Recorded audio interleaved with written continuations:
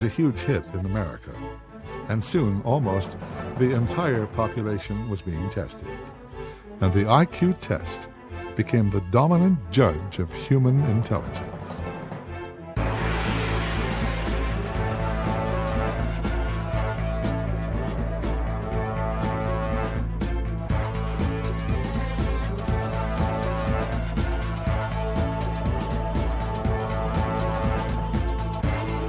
Evidence is mounting now that the IQ test doesn't measure emotional intelligence, street intelligence, gut instinct, general wisdom, sense of humor, and a lot of other things people use to navigate the world.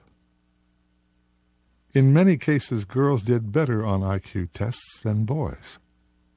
More sports questions were added, and the balance was redressed.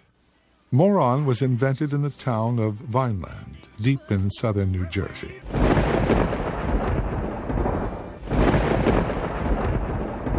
Well, on the grounds of the training school, we had a research laboratory, and that's where Dr. Goddard worked out of. So, since a majority of his work took place out of that facility, which is no longer standing, unfortunately, I would imagine that's where that term was established. Just a matter of 100 yards or so from this facility. 1910.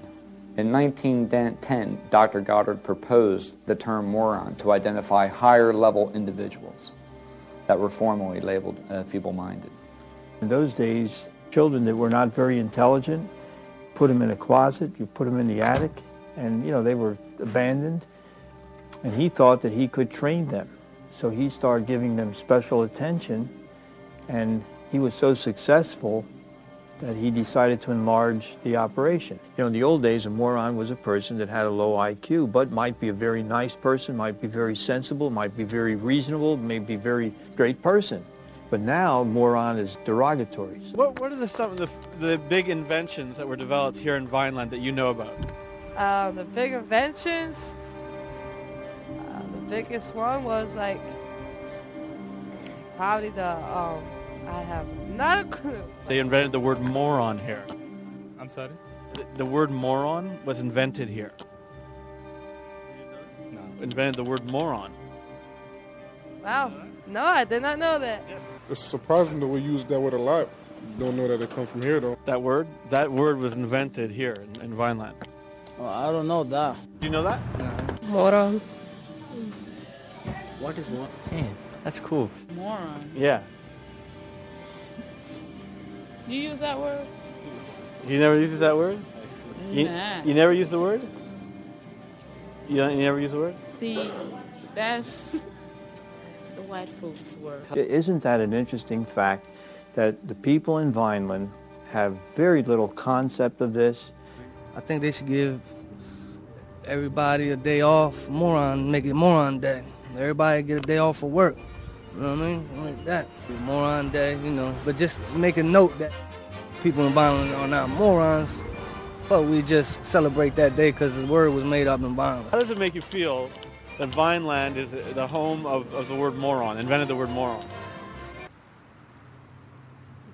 Kind of stupid. I think they were trying to prove how heredity was the basis of intelligence. If your mother is stupid and your father is stupid, you're going to be stupid. It's one of these things. Goddard believed stupidity was genetic. Stupid parents would have stupid children. Goddard believed that America was being quietly flooded with morons, imbeciles, and idiots. On Ellis Island, Goddard personally IQ tested immigrants. And millions of these people were coming in every year. So the pressure is on the sociologists of those days to come up with something where they could say, yeah, this guy is okay. I mean, he does have a brain. Thousands of immigrants, many who didn't speak English, were labeled morons and deported. Later, Goddard is said to have regretted publishing his books about genetic stupidity. Although he later recanted his theories, Goddard's books were translated into German, where they inspired, among others, the Nazis. Morons were some of the first Germans sent to the gas chamber.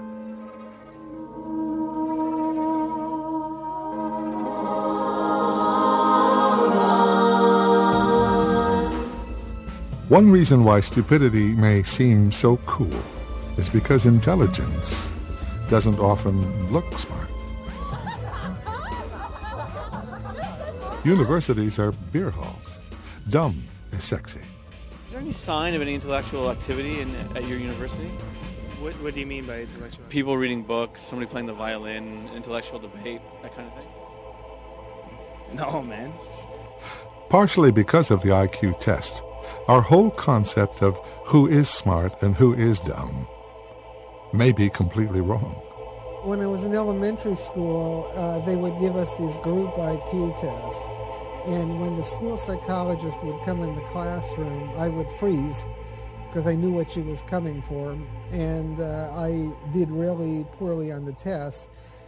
So poorly that when I was in 6th grade, I was sent back to a 5th grade classroom to retake the 5th grade test, presumably because they thought that the 6th grade test would be too hard for me. And the result was that for the first 3 years of school, my teachers had low expectations for me because, after all, I was stupid. And they treated me like I was kind of stupid, and I acted like I was kind of stupid because, you know, you often act the way people expect you to.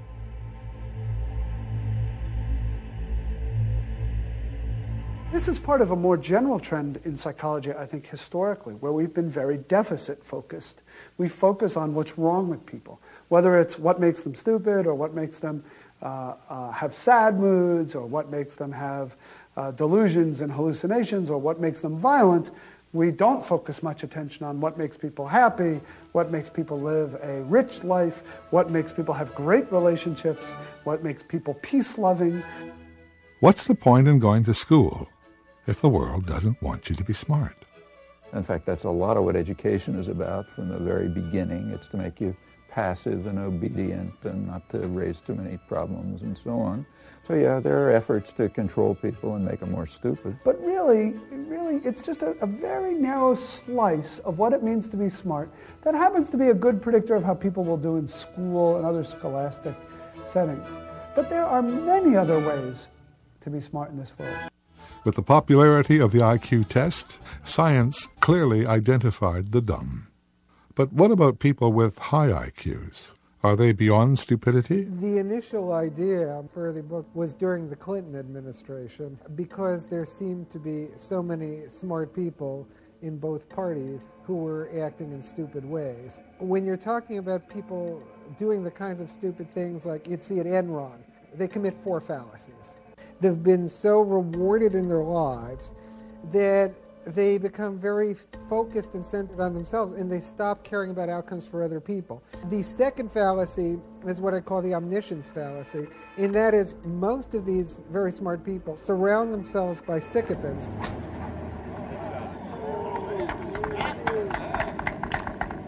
They start to think they know everything. So part of wisdom is knowing what you don't know. These people, instead of becoming wise, become foolish. The third fallacy is what I call the omnipotence fallacy. They start to think they're all powerful, and they start acting as though they can do anything they want. And the fourth fallacy is what I call the invulnerability fallacy, and that is they start to think they're Superman. So if you put those 4 fallacies together, what can happen is that very smart people start to do incredibly stupid things.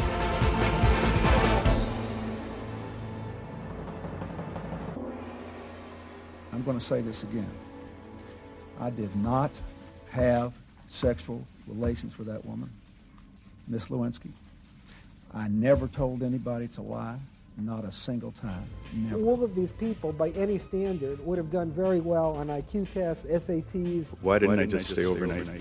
But they acted in ways that were stupid. Why didn't I take a cab? There are no sensible answers to those questions. How could I have been so stupid? Is it possible that we're all stupid? Stupidity and intelligence had nothing to do with education. Education is terribly important. But there are people with not much formal education who are extremely bright. And I've met university professors who are totally stupid. What I think is, look, there's book smart, there's street smart, there's common sense. And you get many